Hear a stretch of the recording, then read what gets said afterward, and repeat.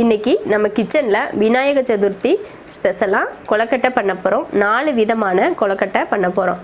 அது எப்படி பண்ணலாம் அப்படின்றத பார்க்கலாம். 4 வித கொழுக்கட்டைக்கு 4 வித பூரணம் பண்ணணும். அதுக்கு என்னெல்லாம் அப்படின்றத பார்க்கலாம். எள்ளு எடுத்து வச்சுருக்கேன், கடலைப்பருப்பு வேக வச்சு எடுத்திருக்கேன், தேங்காய் துருவி எடுத்து வச்சுருக்கேன், வெங்காயம் கட் பண்ணி வச்சுருக்கேன். இதுதான் 4 விதமாக நம்ம பூரணம் பண்ணுறதுக்கு. இப்போ அது எப்படி ரெடி பண்ணலாம் அப்படின்றத பார்க்கலாம். கொழுக்கட்டை பண்ணுறதுக்கு பச்சரிசி மாவு எடுத்திருக்கேன். நான் இது கடையில் வாங்கின பச்சரிசி மாவு தான். 1/2 கிலோ மாவு எடுத்திருக்கேன். இந்த 1/2 கிலோ மாவில் தான் 4 விதமாகவும் ஒரே மாவில் தான் எல்லா கொழுக்கட்டையுமே நம்ம பண்ண போகிறோம். இதில் உப்பு சேர்த்துக்கலாம். நிறைய உப்பெல்லாம் சேர்க்காதீங்க. ஓரளவுக்கு நம்ம சாப்பிடக்கூடிய அளவுக்கு லைட்டாக உப்பு இருந்தால் மட்டும் போதும். கரெக்டான அளவு உப்பு தேவையில்லை. போட்டு அதை கலந்து விட்டுடலாம். இதில் தண்ணி சூடு பண்ணி எடுத்திருக்கேன், அதை சேர்த்துக்கலாம். நல்லா கொதிக்க வச்சு கூட எடுத்துக்கலாம். சுடுதண்ணி ஊற்றி பிசைங்க, அப்போ தான் நல்லாயிருக்கும். இப்போ கொஞ்சம் கொஞ்சமாக ஊற்றி பிசைஞ்சிடலாம். மாவு பிசைஞ்சாச்சு. இந்த மாதிரி இந்த பக்குவத்தில் இருக்கணும். ரொம்ப கொல கொலன்னு பிணைஞ்சிடக்கூடாது. நல்லா கெட்டியாக தான் இருக்கணும். நம்ம இடியாப்பத்துக்கு மாவு பிசைவோம் இல்லையா, அந்த மாதிரி இருக்கணும். மாவு ரெடி ஆயிடுச்சு. அடுத்து பூரணம் பண்ணுவோம். முதல்ல எள்ளு பூரணம் பண்ணிக்கலாம். முதல்ல எள்ளை வறுத்துக்கலாம். எள்ளு 100 கிராம், அதை வறுத்துக்கலாம். எள்ளு வறுக்கிறப்போ நல்லா பட்டு பட்டுன்னு வெடித்து நல்லா வறுக்கும். அந்த மாதிரி வெடிக்கிற வரைக்கும் நம்ம வறுக்கணும். எள்ளை நல்லா வறுத்தாச்சு. இப்போ இதை மாற்றி வச்சுட்டு ஆறுனதுக்கப்புறம் இதை பவுட்ரு பண்ணிக்கலாம். எள்ளை இது போல் பவுட்ரு பண்ணியாச்சு. ரொம்ப பவுட்ரு பண்ணக்கூடாது. மிக்சியில் வச்சு ஒரே ஒரு சுற்றினா போதும். இந்த அளவுக்கு வந்துடும். ரொம்ப சுற்றினீங்கன்னா ரொம்ப மாவாயிரும். எள்ளு வறுத்த அதே பாத்திரத்தில் 1 ஸ்பூன் நெய் ஊற்றிக்கலாம். நெய் தான் ஊற்றணும்னு கிடையாது, எண்ணெய் கூட நீங்கள் சேர்த்துக்கலாம். 100 கிராம் எள்ளுக்கு 100 கிராம் நாட்டு சர்க்கரை எடுத்திருக்கேன். அதை இதில் சேர்த்துடலாம்.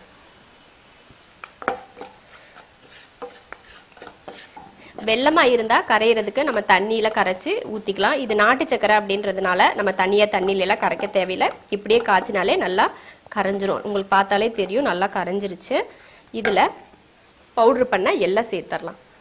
இதில் தண்ணியெல்லாம் நம்ம சேர்க்கவே கூடாது, தண்ணி இல்லாமல் தான் இருக்கணும். அடுத்து ஏலக்காய் தூள். இதே நம்ம இந்த மாதிரி கொஞ்சமாக ஏலக்காய் தூள் சேர்த்துக்கலாம். சேர்த்துட்டு கலந்துக்கலாம்.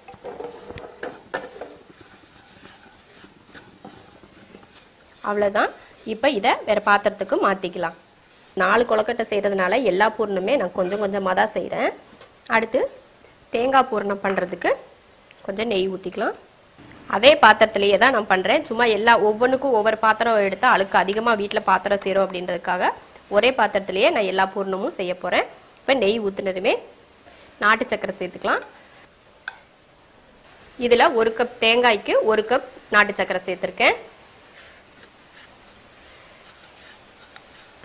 அடுத்து கொஞ்சம் கரைஞ்சதுமே இதில் தேங்காய் சேர்த்துடலாம். கொஞ்சம் ஏலக்காய் தூள். நம்ம வெல்லம் சேர்க்காதனால முன்னாடியே நான் சொன்ன மாதிரி தான், வெல்லம் சேர்க்காதனால நம்ம இதில் தண்ணி சேர்க்க தேவையில்லை. வெல்லம் சேர்த்தாதான் தண்ணி சேர்க்கணும். நம்ம இது நாட்டு சர்க்கரை எப்பயுமே பொடி பொடியாக இருக்கும் இல்லையா, அதனால நான் தண்ணியெல்லாம் இதில் சேர்த்துக்கல. தேங்காய் பூரணம் ரெடி ஆயிடுச்சு. இதையே மாற்றி வச்சுக்கலாம். இப்போது பருப்பு பூரணம் பண்ணுறதுக்கு 1 ஸ்பூன் நெய் விட்டுருக்கேன். 100 கிராம் பருப்பு எடுத்திருக்கேன். அதே போல் 100 கிராம் சர்க்கரை சேர்த்துடலாம். இப்போ அதை கலந்துடலாம். இது கரைஞ்சதுக்கு அப்புறமா நம்ம பருப்பு சேர்த்துடலாம். 100 கிராம் கடலைப்பருப்பு வேக வச்சுட்டு தண்ணியெல்லாம் வடிச்சிட்டு மிக்சியில் போட்டு ஒரு சுற்றி எடுத்து வச்சுருக்கேன். இப்போ இதை நாட்டு சர்க்கரையில் சேர்த்துடலாம்.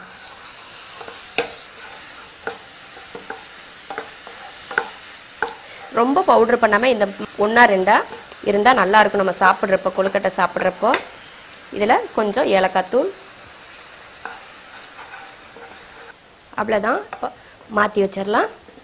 இப்போ 3 பூரணமுமே ரெடி ஆயிடுச்சு. அடுத்து செய்ய போகிறது காரத்துக்கு மட்டும்தான் நீ பண்ணணும். இப்போ இதை மாற்றி வச்சிடலாம். அடுத்ததாக கார கொழுக்கட்டை பண்ணுறதுக்கு எண்ணெய் ஊற்றிக்கலாம். எண்ணெய் காஞ்சதுமே கொஞ்சம் கடுகு பொரிஞ்சதுமே 1 ஸ்பூன் கடலைப்பருப்பு. கடலைப்பருப்பை நல்லா பொன்னிறமாக வறுத்துக்கணும். அதுக்கப்புறமா தான் மற்றதை சேர்க்கணும், இல்லைன்னா அந்த பச்சை வாடை அப்படியே இருக்கும். கடலைப்பருப்பு நல்லா கலர் மாறிடுச்சு. இப்போ இதில் ஒரு பச்சை மிளகாய், கொஞ்சம் கருவேப்பிலை, ஒரு பெரிய வெங்காயம்,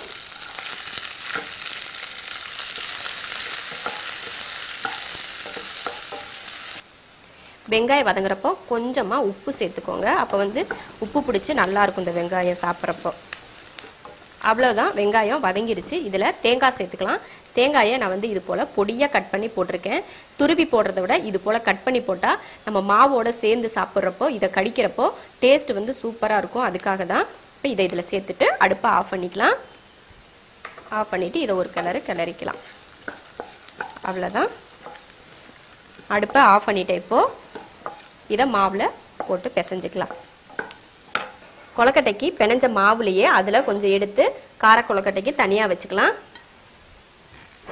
அதில் இப்போ நம்ம வதக்கின வெங்காயம் தேங்காயெல்லாம் இதில் போட்டுக்கலாம். இது வந்து அதிகம்தான் இந்த மாவுக்கு. கம்மியாக போடுறத விட இது போல் அதிகமாக போட்டு செஞ்சிங்கன்னா பிடிக்காதவங்க கூட சாப்பிடுவாங்க. கொழுக்கட்டையில் கம்மியாக வெங்காயம் தேங்காய் இருந்துச்சுன்னா சாப்பிட்றதுக்கு அந்தளவுக்கு டேஸ்ட் இருக்காது. இந்த போல் அதிகமாக போட்டுட்டிங்கன்னா சாப்பிட்றதுக்கு ரொம்ப டேஸ்ட்டாக இருக்கும். ஒவ்வொரு வாய்க்குமே அந்த தேங்காயும் வெங்காயமும் கடிப்படும். அப்போ வந்து நல்லாயிருக்கும். அதுக்கு தான் இது. இப்போ அந்த சூட்டோடையே நம்ம இதை பிசைஞ்சிக்கலாம். கைப்பு இருக்கிற சூடு இருக்கணும், ரொம்ப சூடோடு பிணைஞ்சிடாதீங்க. இந்த மாதிரி பிசைஞ்சாச்சு. இப்போ இதை கொழுக்கட்டையாக பிடிச்சிக்கலாம். நம்ம கையில் கரெக்டாக எந்த அளவுக்கு பிடிக்கிறோமோ அந்த அளவுக்கு நீங்கள் பிடிச்சிக்கிட்டா போதும். இந்த மாதிரி வெங்காயம் தேங்காய் இதெல்லாம் சரி அளவு போட்டதுனால நமக்கு சாப்பிட்றதுக்கு அவ்வளோ டேஸ்ட்டாக இருக்கும். நம்ம இது போல் ரொம்ப இதெல்லாம் இல்லை, சும்மா எடுத்து கையில் இந்த அளவுக்கு இந்த மாதிரி பிடிச்சிக்கிட்டா போதும். அடுத்து எள்ளு பூரணம் வச்சுக்கலாம். அந்த அளவுக்கு நம்ம கையில் ஒரு உருண்டை எடுத்து உள்ளங்கையில் வச்சு இந்த மாதிரி நல்லா அமுத்தி ப்ரெஸ் பண்ணிக்கோங்க. இது போல் ஒரு உருண்டை எடுத்து, இது வந்து எள்ளு. நான் வந்து ஒவ்வொன்றும் ஒவ்வொரு சைஸில் செய்கிறேன். அது வந்து பிடி கொழுக்கட்டை, இது உருண்டையாக இருக்கிற மாதிரி கொழுக்கட்டையாக பண்ணுறேன். இந்த எள்ளு உள்ளே வச்சது தெரியாத அளவுக்கு இது போல் சுற்றி உருண்டை பிடிச்சிக்கலாம். அடுத்து கொழுக்கட்டை அச்சில் இப்போ கொழுக்கட்டை பண்ண போகிறோம். இது போல் ஒரு அச்சு நான் கடையில் வாங்கினேன், 25 ரூபா. அதில் பார்த்திங்கன்னா இந்த மாதிரி சைடில் ஒரு பின்னு கொடுத்துருக்காங்க. அந்த பின்னு எடுத்துகிட்டு ஓப்பன் பண்ணிடலாம். அதில் நெய்யோ இல்லைன்னா எண்ணெய் ஏதோ ஒன்று தடவிக்கணும்.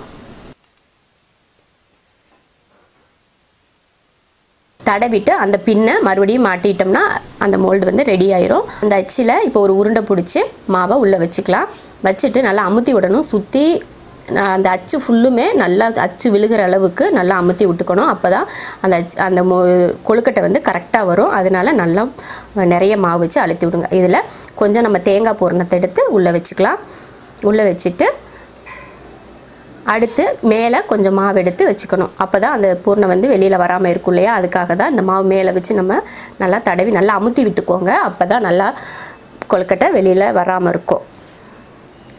இப்போ மறுபடியும் அந்த பின்னை எடுத்துட்டு ஓப்பன் பண்ணி பார்க்கணும். ஓப்பன் பண்ணோம்னா அழகாக கொழுக்கட்டை வந்திருக்கும். அழகாக இருக்குது, பார்க்குறதுக்கே ரொம்ப அழகாக இருக்குது. இப்படி நம்ம எடுத்து பார்த்தோன்னா அழகாக நம்ம கொழுக்கட்டை வந்து ரெடியாக இருக்கும். இப்படி கையில் எடுத்தால் கூட அது பிரிஞ்சு வராது. ஏன்னா நம்ம டைட்டாக வந்து மாவை அமுத்தி வச்சுருக்கோம் இல்லையா, அதனால் வராது. அடுத்து நம்ம செய்ய போகிறது கடலைப்பருப்பு பூரணம் கொழுக்கட்டை. இப்போ ஒரு உருண்டை பெரிய சைஸ் உருண்டையாகவே எடுத்துக்கோங்க. அப்போ தான் நம்ம மடித்து வைக்கிறதுக்கு கரெக்டாக இருக்கும். உள்ளங்கையில் வச்சு நல்லா அமுத்தி நல்லா ப்ரெஸ் பண்ணிக்கோங்க. அப்போ தான் அந்த பூரணை வச்சு மடிக்கிறதுக்கு கரெக்டாக இருக்கும். இந்த மாதிரி நல்லா அகலமாக இருக்குமே. இப்போ கொஞ்சம் கடலைப்பருப்பு பூரணத்தை எடுத்து நடுவில் வச்சிடலாம். உள்ளே வச்சுட்டு ரெண்டு பக்கமும் மூடிக்கணும். இப்போ மூடி ரெண்டு பக்கமும் அந்த ரெண்டு சைடு இருக்கு இல்லையா, அதை நல்லா இப்படி அமுத்தி விட்டுட்டிங்கன்னா அந்த பூரணம் வெளியில் வராது. அவ்வளோதான், நல்லா அமுத்திக்கோங்க. இன்னொரு கொழுக்கட்டையும் ரெடி ஆயிடுச்சு. இப்போ 4 விதமான கொழுக்கட்டை நம்ம ரெடி பண்ணிட்டோம். கார கொழுக்கட்டை, எள்ளு பூரண கொழுக்கட்டை, தேங்காய் பூரணம் கொழுக்கட்டை, அப்புறம் கடலைப்பருப்பு பூரணத்தை வச்சு ஒரு கொழுக்கட்டை ரெடி ஆயிடுச்சு. அடுத்து இட்லி சட்டியில் ஒரு செம்பு அளவுக்கு தண்ணி ஊற்றி நல்லா கொதிச்சிட்ருக்கு. அதில் நம்ம இட்லி தட்டு மேலே வச்சிடலாம். அதுக்கு மேலே இட்லி துணி ஒன்று விரிச்சிக்கலாம். இட்லி துணி விரித்து மேலே நம்ம பிடிச்சி வச்சுருக்க கொழுக்கட்டையெல்லாம் மேலே அடுக்கிக்கலாம். எந்த மாதிரி வேணாலும் அடிக்கலாம், லைனாக கூட அடுக்கிக்கோங்க. மேலே இருந்தாலும் ஒன்றும் பிரச்சனை இல்லை, ஒன்றோட ஒன்றா ஒட்டாமல் தான் இருக்கும் வேகிறப்போ. அதனால் மேலே இடம் பத்தலைன்னா அப்படியே மேலேயே அடுக்கி வைங்க. அடுக்கி வச்சுட்டு மேலே துணியை போட்டு மூடி வச்சுக்கோங்க. எதுக்காகனா இட்லி பாத்திரத்தை மூடினதுக்கப்புறம் அதில் இருக்க ஆவியெல்லாம் அந்த கொழுக்கட்டையெல்லாம் படாமல் இருக்கிறதுக்காக நான் மேலே ஒரு துணி போட்டு மூடுறேன். இது மூடணும்னு கட்டாயம்லாம் கிடையாது. நான் வந்து இந்த மாதிரி அந்த ஆவி வந்து உள்ளே படாமல் இருக்கணும் அப்படின்றதுக்காக தான் மூடி வைக்கிறேன். இப்போ இட்லி பாத்திரத்தை மூடிடலாம். 10 to 12 நிமிஷம் வேக வச்சுட்டு இறக்கிக்கலாம். 10 நிமிஷம் ஆச்சு. இப்போ ஓப்பன் பண்ணி பார்க்கலாம். இப்போ துணி மூடி வச்சதால் பார்த்தீங்கன்னா உள்ளே வந்து ஆவியெல்லாம் படாமல் இருக்குது பாருங்கள். அதுக்காக தான் அந்த துணி போட்டு நான் மூடி வச்சுருந்தேன். இப்போ கொழுக்கட்டை வெந்துருச்சு, எடுத்துக்கலாம்.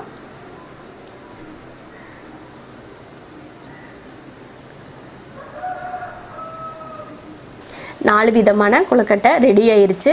ரொம்ப ஈஸியாக செஞ்சிட்டோம். கொழுக்கட்டை செய்கிறது ரொம்ப கஷ்டம்லாம் கிடையாது. நீங்களும் இது போல் கொழுக்கட்டை செஞ்சு பாருங்கள், ரொம்ப நல்லாயிருக்கும். பிடிச்சிருந்தா லைக் பண்ணுங்கள். மற்றவங்களும் பார்க்கணுன்னு நினச்சிங்கன்னா ஷேர் பண்ணுங்கள். மறக்காமல் நம்ம செரின்ஸ் கிச்சன் சேனலை சப்ஸ்கிரைப் பண்ணாதவங்க சப்ஸ்கிரைப் பண்ணிவிட்டு பக்கத்தில் இருக்க பெல் பட்டனை ப்ரெஸ் பண்ணுங்கள். அப்போ தான் நான் போடுற வீடியோவோட நோட்டிஃபிகேஷன் உங்களுக்கு உடனே வந்து சேரும்.